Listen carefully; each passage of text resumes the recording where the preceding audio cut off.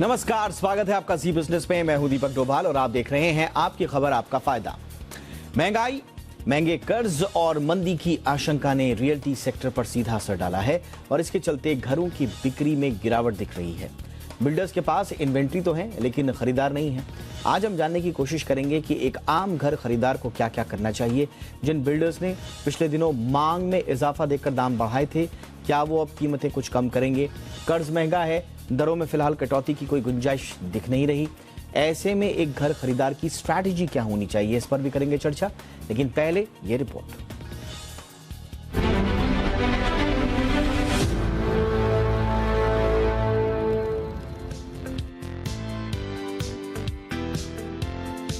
महंगाई और महंगे कर्ज के चलते रियल्टी सेक्टर में नरमी का रुख देखा जा रहा है। घरों की बिक्री में आई गिरावट से बिल्डरों के पसीने छूट रहे हैं। घरों की बिक्री में आई ये गिरावट आगे भी बनी रह सकती है।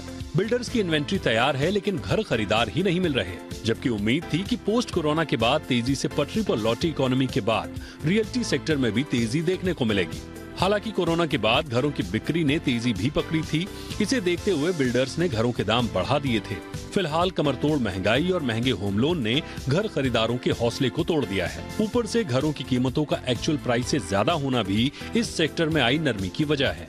अब ऐसे में घर खरीदारों को क्या करना चाहिए, ये एक बड़ा सवाल है। जिन बिल्डरों ने मांग बढ़ती देख कीमतें बढ़ा दी थी, क्या वे कीमतें कम करने की स्थिति में हैं? क्या ब्याज दरों में हाल फिलहाल में कोई कमी आ सकती है और क्या अभी इंतजार करना चाहिए? ये ऐसे तमाम सवाल हैं जो घर खरीदारों के मन में चल रहे हैं। जानकारों की माने तो ब्याज दरों में अभी कोई राहत नहीं मिलने वाली है, लेकिन बिल्डर्स घर खरीदारों को लुभाने के लिए घरों की कीमतें कम कर सकते हैं। लेकिन इसके अलावा बायर्स को मॉड्यूलर किचन, जीएसटी में छूट, एक की जगह 2 कार पार्किंग की सुविधा, सेमी या फुल फर्निश्ड ड्राइंग रूम जैसी कुछ एड ऑन सुविधाएं भी दे सकते हैं ताकि घर खरीदार को कुछ रियायत मिल सके।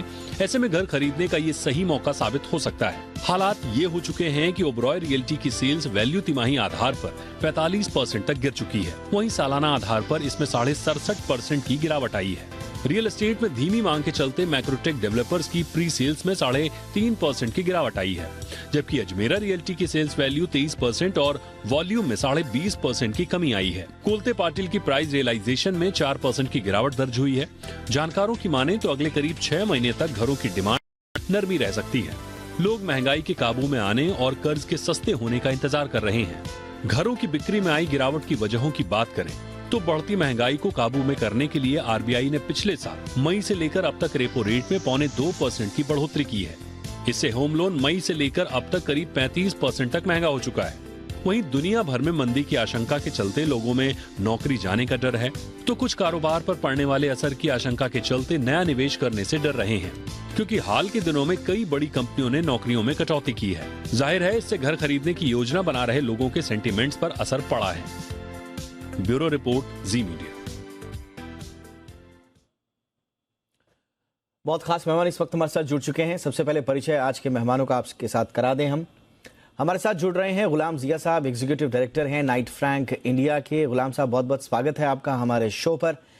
हमारे साथ हैं मोहित गांग साहब, जो कि सीईओ हैं मनी फ्रंट के।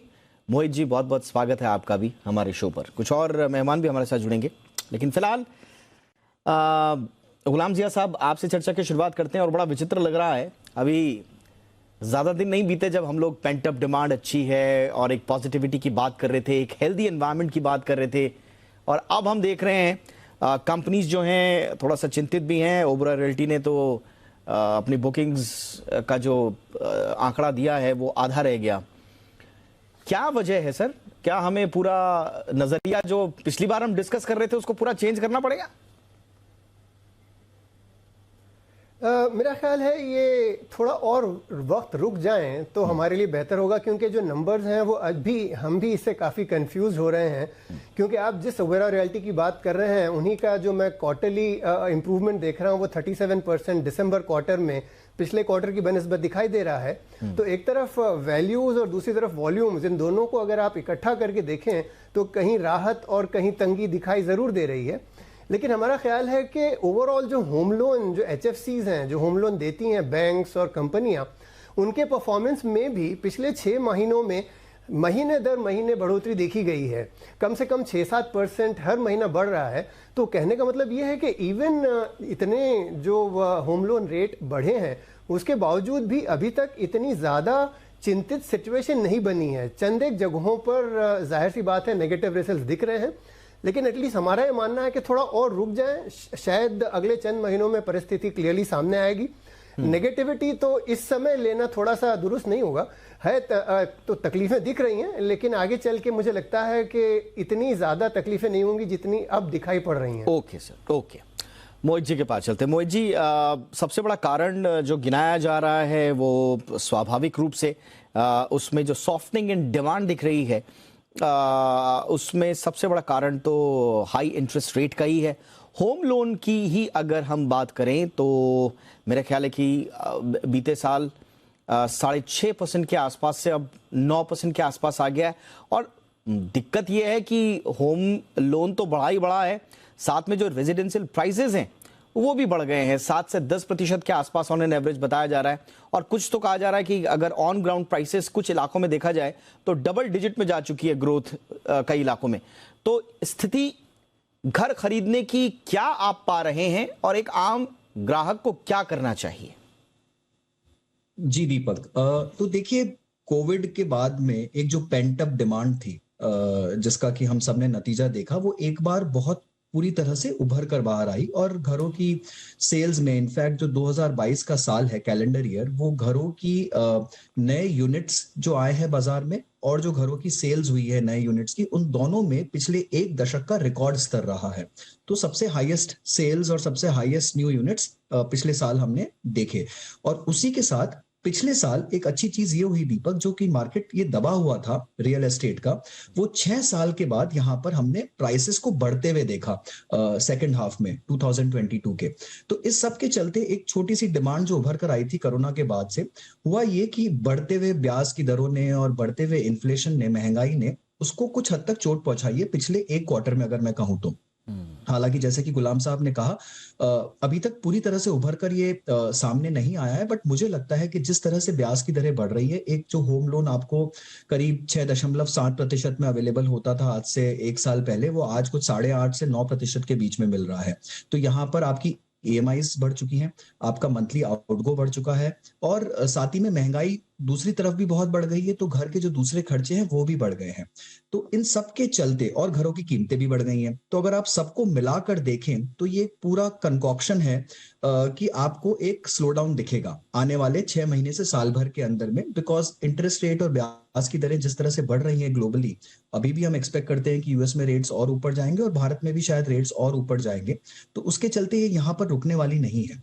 तो ब्याज की दरें अगर और बढ़ती है तो बहुत मुश्किल होएगी एक आम नागरिक को अपनी EMI चुकाने में और एक बड़े रकम का घर खरीदने में। तो मुझे लगता है यहाँ पर एक इस साल के अंत तक थोड़ा और स्लो डाउन आने की संभावना है। और पिछले साल का बेस इतना हाई था दीपक कि उसके ऊपर ग्रोथ दिखाना इस साल फाइनेंशियली भी बहुत मुश्किल होगा कंपनीज के लिए। तो यहाँ पर काफी दबाव रहेगा इस साल। एब्सोल्युटली। गुलाम साहब, आपका आकलन क्या कहता है? अगर आप कह रहे हैं वैसे कि वेट एंड वॉच की स्थिति अपनानी चाहिए, लेकिन अगर ये ट्रैजेक्टरी इसी तरह से प्राइसेस में और महंगाई में थोड़ा सा अपवर्ड डायरेक्शन में रहती है, और सिर्फ ओबेरॉय रियल्टी की बात नहीं है, मैं कुछ और बयानात पढ़ रहा था, मैक्रोटेक डेवलपर्स का मैं पढ़ रहा था, वो कह रहे हैं कि साहब 3.5% के आसपास जो है वो सीक्वेंशियल डिप है प्री सेल्स में। इसी तरह से अजमेरा रियल्टी एंड इंफ्रा है, वो कह रहे हैं साहब हमारा क्वार्टरली सेल्स जो है वो 20% इन टर्म्स ऑफ वॉल्यूम और 23% इन टर्म्स ऑफ वैल्यू ये घट गया है। तो सिर्फ एक कहानी नहीं है सर, बहुत सारी कहानियां हमारे पास है और सब पेन पॉइंट की तरफ इशारा कर रही हैं। तो फिर कैसे अंदाजा लगाएं, वेट एंड वॉच करें या जितनी जल्दी हो सके रियलाइज करें, प्रैक्टिकलिटी को आत्मसात करें?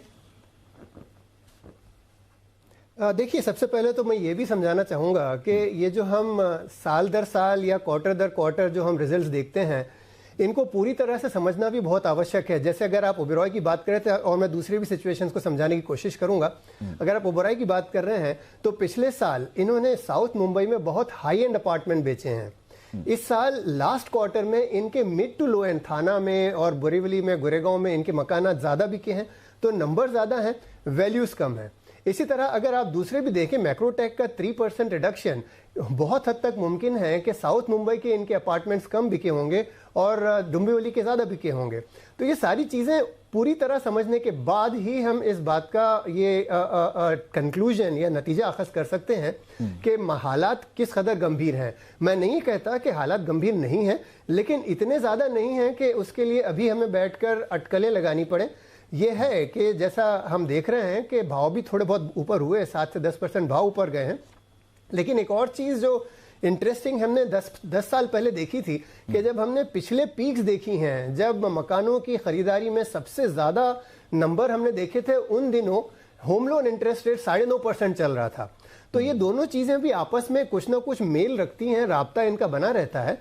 तो ये कैसे आगे चलकर दिखाई देंगे, इनके रूप कैसे सामने आएंगे, ये थोड़ा जल्दी है उसको कंक्लूड करना। एक और खूबसूरत चीज़ जो ये मैं आपके सामने रखना चाहता हूँ कि वो लोग जो इस समय होम लोन ले रहे हैं, 8.5-9% या 9 से ऊपर % के जो लोग दरों पर होम लोन ले रहे हैं, वो जानते हैं कि अगले 6 महीनों में या साल भर में, 1.5 साल में उनकी EMIs कम होंगी, क्योंकि ये 9.5 का दर जो है वो हमेशा नहीं बना रहेगा। और जैसे ही वो कम होगा, उनके EMI की राहत उनको बहुत सुकून देगी। और जो लोग आज होम लोन ले रहे हैं उनके लिए आगे चल के राहतें ही हैं, क्योंकि आप तकरीबन पीक पर जाकर अपना होम लोन ले रहे हैं। ओके, ठीक है। तो यानी कि आप अभी भी ऑप्टिमिस्टिक रुख बनाए हुए हैं। एक और खास मेहमान इस वक्त हमारे साथ जुड़ चुके हैं, असविंदर आर सिंह इस वक्त हमारे साथ जुड़ चुके हैं, CEO हैं रेजिडेंशियल भारतीय अर्बन के। बहुत बहुत स्वागत है असविंदर जी आपका हमारे शो पर। पहले तो सर आपका नजरिया, कुछ दिन पहले नाइट फ्रैंक की रिपोर्ट जिसके बारे में हम चर्चा भी कर रहे हैं कि हम पेंट अप डिमांड बढ़ने की बात कर रहे थे, एक पॉजिटिव वाइब्रेशंस आप कह सकते हैं रियल्टी सेक्टर के लिए बहुत अच्छा था। लेकिन अब थोड़ा सा हम देख रहे हैं जो कंपनीज जो अपने बयान दे रही हैं उनके ऊपर प्रेशर है, न सिर्फ महंगाई का प्रेशर है बल्कि उनकी जो लागत है उसका भी प्रेशर है। तो आपका नजरिया क्या है, ये स्थिति क्या एक क्षणभंगुर स्थिति है या ये लंबे वक्त तक लगी रहेगी?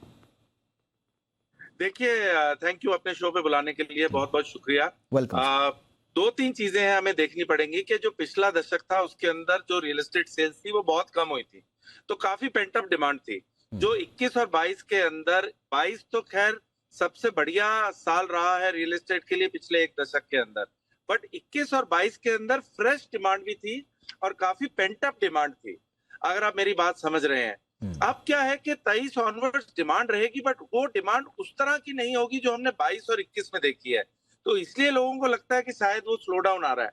वो स्लो डाउन नहीं आया है, वो ग्रोथ के अंदर थोड़ा सा सेंटिमेंट, ग्रोथ का सेंटिमेंट पॉजिटिव है, बट ग्रोथ जो वो 40, 70, 80% की मिल रही थी वो नहीं है। दूसरा, सप्लाई कम थी 21 और 22 में, बिकॉज नए प्रोजेक्ट लॉन्च नहीं हो रहे थे और अब नए प्रोजेक्ट भी लॉन्च हो रहे हैं। पहली बार हुआ है पिछले क्वार्टर में कि नए प्रोजेक्ट के लॉन्चेस जो हुए हैं वो डिमांड से ज्यादा है।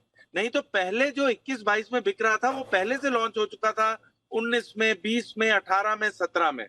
तो उस वजह से अभी लगता है कि वो उस तरह का मोमेंटम नहीं रहेगा 23 में जो 22 में रहा है। बट मोमेंटम को रोक कौन रहा है असविंदर जी? मोमेंटम को रोक कौन रहा है? जो 3 कारण गिनाए जा रहे हैं, पहला तो जो इंटरेस्ट रेट बढ़े हैं, पहला, दूसरा जो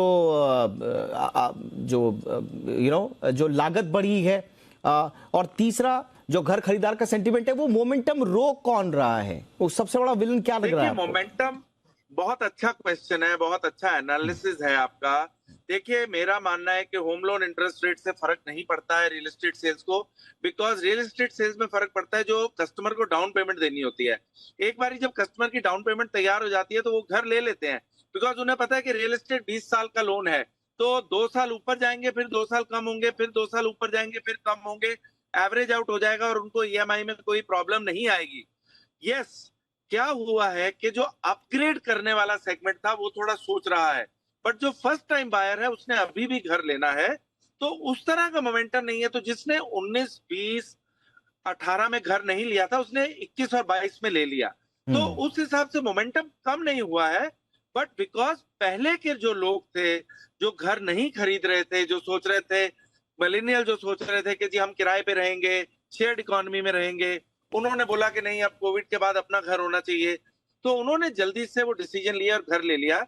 अभी आपको ग्रोथ मिलेगी 20-25% की सेल्स की ईयर ऑन ईयर, जो 22 में आपको 80% की मिली है। अब 80% एक नॉर्मल ग्रोथ नहीं है, वो एक आउटलायर ग्रोथ है। तो ग्रोथ रहेगी अभी होम सेल्स के अंदर, और 20 से 25% की रहेगी। न्यू लॉन्चेस में भी 30 से 40% की ग्रोथ एक्सपेक्टेड है। चलिए, न्यू लॉन्चेस में आप कह रहे हैं कि 20 से कितना बताया आपने, कितनी ग्रोथ आपने प्रेडिक्ट कर रहे हैं सर न्यू लॉन्चेस में? मैं प्रिडिक्ट कर रहा हूं कि जो जैसे 22 के अंदर 80% की ग्रोथ थी H1 22 की H1 21 के ऊपर, वो जो 80% है वो नॉर्मल नहीं था। 20 से 25% की ग्रोथ ओवर 22 हमें फिर भी मिलेगी टॉप 7 सिटीज के अंदर। ठीक है सर, ठीक है, ओके। थोड़ा सा और इसको चर्चा करेंगे विस्तार से और समझने की कोशिश करेंगे, क्योंकि जैसा गुलाम साहब ने शुरुआत में कहा कि इतने सारे एनालिसिस आ गए हैं। एक तरफ हमें दिखता है, एक क्वार्टर में दिखता है कि बहुत ही साफ सुथरी और बड़ी ही पॉजिटिव ट्रैजेक्टरी है, और दूसरी तरफ इस तरह के जो आंकड़े आते हैं वो बताते हैं कि नहीं साहब, कहीं ना कहीं हम अटक रहे हैं। तो ये क्या आंकड़े कहते हैं, कंफ्यूजन में क्लियर स्थिति क्या होगी? तो ऐसा लग रहा है कि घर लेने में थोड़ा सा डर जो है वो लोगों को लग रहा है, लेकिन उसकी परतें हम खोलने की कोशिश कर रहे हैं कि ये डर किस तरह का है। ये एक क्षणिक डर है या फिर ये एक दीर्घकालीन डर है, लंबा डर है, लंबे समय तक रहेगा, या फिर जल्द से जल्द निकल जाएगा, क्षणिक डर है। इस पर हम कर रहे हैं आज चर्चा। जिया साहब, अभी महंगाई की हमने बात करी, और महंगाई तो सबके लिए बढ़ी है, क्योंकि डेवलपर को भी तो लोन लेना है, डेवलपर की भी लागत बढ़ रही है, और उसी तरह से लोन पर जो ब्याज दरें हैं वो भी दोनों के लिए महंगी हुई हैं, आम होम बायर के लिए भी हुई हैं और डेवलपर्स के लिए भी हुई हैं।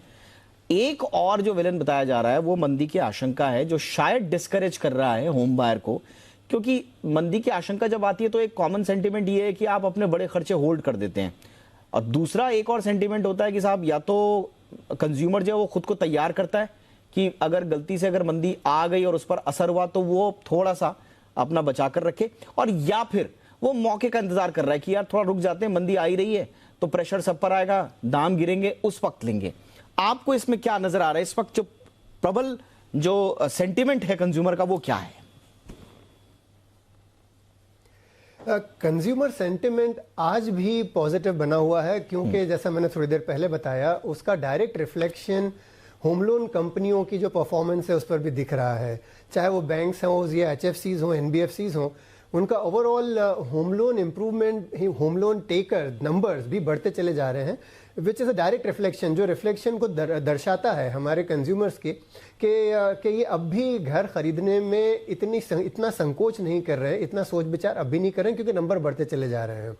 आपका सवाल बिल्कुल सही है। एक और चीज़ जो आपने इससे पहले वाले पोर्शन में बताई थी वो ये थी कि जो जॉब्स कट और इकोनॉमी में जो कंसर्न्स बढ़ते हुए दिख रहे हैं वो एक तरफ चिंताजनक वातावरण बना तो रहे हैं, लेकिन इसके बावजूद ये कि हमारा भारतवर्ष में जो पिछले चंद सालों में इकोनॉमिक ग्रोथ देखी गई है वो केवल टेक्नोलॉजी सेक्टर में नहीं सीमित है।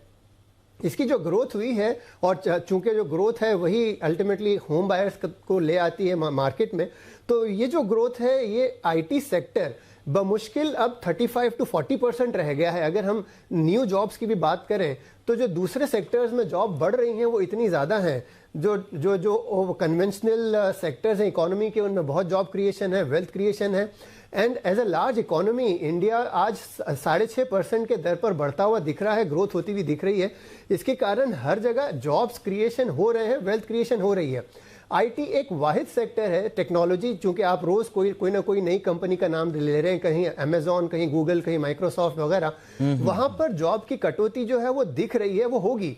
लेकिन उसके दूसरे तरफ जो दूसरे सेक्टर्स में कई सारी जॉब्स बनी हुई हैं उनके ऊपर भी गौर करना आवश्यक है कि वहां पर तो वेल्थ क्रिएशन हो ही रही है। नहीं, वहां पे हो रही है, लेकिन जो ओवरऑल इकोनॉमिक डेवलपमेंट है उसे हम ना डिस्काउंट करें। लेकिन जिया साहब, होता क्या है कि अभी हमने देखा जितनी भी टॉप IT कंपनीज हैं उन्होंने क्वार्टर 2 और क्वार्टर 3 में जबरदस्त ले ऑफ्स किए हैं। ये मैं भारतीय IT कंपनीज की बात कर रहा हूं, और जो इंटरनेशनल कंपनीज हैं वो तो लगातार ले ऑफ्स कर ही रही हैं। एक आंकड़ा ये था कि सिर्फ जनवरी के महीने में ही 1600 प्रोफेशनल्स को डेली निकाला जा रहा था ऑन एन एवरेज, उसमें भारत का भी होता क्या है कि हो ये आईटी में रहा है, लेकिन वो एक तरह से फियर साइकोसिस तैयार करता है सैलरीड क्लास में। वो कहते हैं साहब छटनी शुरू हो गई, उसका सेक्टर ठीक है, वहां कोई दिक्कत नहीं है, लेकिन उसके अंदर एक डर आ जाता है।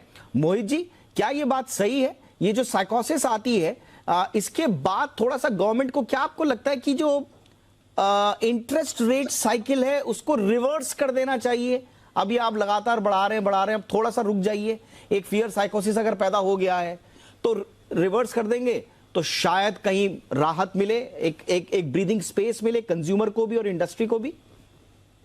देखिए दीपक, ये बात बिल्कुल सही है कि एक फियर साइकोसिस कह लीजिए या थोड़ा सा एक जैसे बोलते हैं कि एक अनसर्टेनिटी आ जाती है आपकी सैलरीड लाइफ में। बिकॉज अगर आप देखें तो 2022 में कुछ 18 से 20 हजार जॉब सिर्फ इंडियन स्टार्टअप्स ने कम किए और ये सेकेंड हाफ में हुए हैं। और 2023 में हो सकता है कि इसकी रफ्तार और बढ़े और ज्यादा जॉब कम हो। और जैसा कि यूएस में भी हम देख रहे हैं तो भारत में उसका असर आना ही आना है। मुझे लगता है कि यहाँ सरकार को चाहिए, अब देखिए इंटरेस्ट रेट कम करना हमेशा सरकार के हाथ में नहीं होता, वो आरबीआई के हाथ में है और सेंट्रल बैंक की और बहुत सारी लिमिटेशंस होती हैं। जिस तरह से ब्याज दरें ग्लोबली बढ़ रही हैं और जिस तरह से आपकी करेंसी पर प्रेशर है, तो मुझे नहीं लगता कि यहाँ आरबीआई के पास ज्यादा विकल्प बचे हैं कि वो रेट को कम कर पाए। बट हाँ, सरकार अगर चाहे तो आने वाले बजट में काफी चीजें ऐसी मुहैया करा सकती है जो कि इस सेक्टर को फिर से एक नया स्वरूप दे सकता है। अगर वो चाहे तो यहाँ पर जो आपका एटीसी का डिडक्शन है 1.5 लाख रुपए का, जो इतने सालों से सेम चल रहा है और क्लब्ड है दूसरे डिडक्शंस के साथ में, अगर आप उसको हटाकर सिर्फ होम लोन के लिए एक सेपरेट डिडक्शन बना दे और प्रिंसिपल अमाउंट पे एक अलग से उसके लिए डिडक्शन की कैटेगरी दे, तो ये बहुत बड़ा कदम हो सकता है। आपका इंटरेस्ट का वेवर भी जो है वो 2 लाख रुपए का है, आप उसको बढ़ा सकते हैं। उसको बढ़ाकर आप सेक्शन चॉइस में आप इसकी लिमिट को 2 से 3 लाख या 5 लाख तक ले जा सकते हैं, तो इससे एक बहुत बड़ी राहत होगी। सेकेंड होम के जो बेनिफिट्स हैं, अब देखिए दीपक जी, भारत में सेकंड होम लेना एक बहुत बड़ी निवेश की व्यवस्था थी बहुत सालों तक, वो पूरी तरह से चरमरा गई है क्योंकि रेंटल यील्ड्स इतने कम है।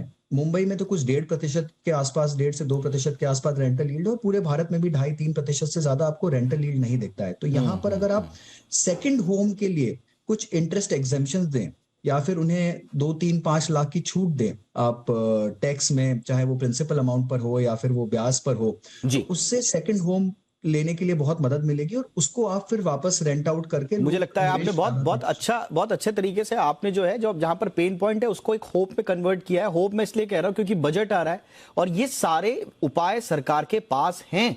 हम तीनों मेहमानों से पेन पॉइंट डिस्कस कर रहे हैं, लेकिन साथ ही साथ में सरकार के पास भी एक मौका है कि अगर कहीं सेक्टर में पेन है तो वो भी सॉल्यूशन लेकर आ सकते हैं। तो ये बहुत अच्छा कि आपने इसको कनेक्ट किया यहां पर। लेकिन आखिरकार अस्विंदर जी, एक घर खरीदार के लिए बेहतर स्थिति क्या होगी? एंड यूजर तो ज्यादा नहीं सोचता है, उसको तो यूज करना है, तो वो ज्यादा ऊपर नीचे के चक्कर में नहीं पड़ता जब तक कोई बहुत बड़ा अमूलचूल परिवर्तन ना हो जाए, तो उसका तो ज्यादा नहीं है। लेकिन एक इन्वेस्टर के लिहाज से क्या करना चाहिए एक एंड यूजर और इन्वेस्टर को? देखिए, मैं थोड़ा सा डिफर करता हूं अपने फेलो पैनलिस्ट से रेंटल यील्ड के ऊपर। मैं बैंगलोर में हूं इस समय। बैंगलोर में ये हालत है कि आप अगर रेंट पे घर लेना चाहते हैं, आपको घर ही नहीं मिल रहा है। भारतीय सिटी एक 150 एकड़ की इंटीग्रेटेड टाउनशिप है। हमारे यहाँ पर रेंटल यील्ड इस समय 5 से 6% है और इसी के कारण हमारे यहाँ पर बहुत इन्वेस्टर आ रहे हैं। Bangalore has become a investor market और रेंटल यील्ड बैंगलोर के अंदर में भी, I think even in the country. Bangalore में तो हुआ बैंगलोर में तो ये हुआ कि जब डिमांड आई तो फिर कंपनीज ने, स्टार्टअप्स ने बेंच पर बिठा दिया लोगों को। वो एट्रिशन रोकने के लिए जबरदस्त वहां पर भर्तियां हुई, लेकिन अब हम देख रहे हैं कि वो छटनी भी उतनी तेजी से हो रही है। तो शायद ये मैं आपको बताता हूँ। मैं आपको बताता हूँ, आपने बहुत अच्छा एनालिसिस किया है। आई एम वेरी हैप्पी कि मैं इस शो पर आया हूँ बिकॉज आप बहुत अच्छी तरह कुरेद रहे हैं और डिस्कशन कर रहे हैं। देखिए, घर लेने का जो रिक्वायरमेंट और डेफिनेशन है ना, पिछले 2 साल में बहुत बदल गया है। अभी घर एक इमोशनल रिक्वायरमेंट है, एक स्टेबिलिटी की रिक्वायरमेंट है। तो जो फर्स्ट टाइम बायर है ना, उसको अपना घर खरीदना ही खरीदना है। अब वो बाकी चीजों को डिले करके पहले अपना घर खरीद रहे हैं। जनरली डबल इनकम कपल्स हैं टॉप 7 सिटीज के अंदर, इवन टियर 2 सिटीज की अगर मैं बात करूं। पहले क्या था कि शेयर्ड इकोनॉमी की तरफ बात थी जो मैंने आपको बताई, बट अब अपना घर होना इतना इंपॉर्टेंट हो गया है बिकॉज अभी भी वर्क फ्रॉम होम एक कहीं ना कहीं हाइब्रिड तरीके से चल रहा है। लोगों ने एक्सपीरियंस किया है क्या हुआ था अगर आप अपने घर में नहीं रह रहे हो। तो फर्स्ट टाइम बायर इंडिया का इतना बड़ा सेगमेंट है ठीक। कि वो उसको एक कुशन देगा।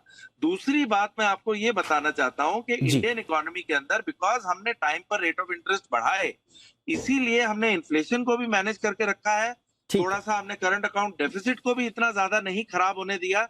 इसीलिए आज इंडिया की Absolutely. डोमेस्टिक डिमांड के चक्कर में जियोपॉलिटिकली इसमें कोई शक नहीं है। आपने सही पॉइंट रेज किया। इसमें कोई शक नहीं है कि पूरी दुनिया में जब प्रॉब्लम आ रही है तो हमारी इकोनॉमी अपेक्षाकृत बेहतर कर रही है। हमारे ऊपर जो है वो प्रेशर कम नजर आ रहा है। जो इंटरेस्ट रेट और जो दूसरे ऑपरेशंस हमने किए, फिस्कल ऑपरेशंस, उनका नतीजा भी दिख रहा है। लेकिन उम्मीद यही करते हैं, जो आप तीनों लोग जो बता रहे हैं, ऑप्टिमिज्म दिख रहा है आप तीनों की बातों में, तो हम भी यही उम्मीद करते हैं कि ये सिर्फ क्षणिक हो। मेरे पास वक्त की कमी है राजेंद्र जी, असविंदर जी, क्योंकि चर्चा मैं आप तीनों के साथ और भी बढ़ाना चाहता था, लेकिन मुझे वाइंड अप करना पड़ेगा शो को। लेकिन किस दिशा में शो जा रहा है हमारे दर्शक अच्छे तरह से समझ गए होंगे कि लब्बो-लुबाब आज की चर्चा का क्या रहा। बहरहाल बहुत कुछ सेक्टर पे डिपेंड करता है, लेकिन बहुत कुछ बजट पे भी रहेगा। देखते हैं कि सरकार अपनी तरफ से क्या कुछ करती है। बहरहाल बहुत बहुत शुक्रिया गुलाम जिया साहब, आपने वक्त निकाला। मोहित गांग बहुत बहुत शुक्रिया आपका। असविंदर आर सिंह आपका भी बहुत बहुत शुक्रिया।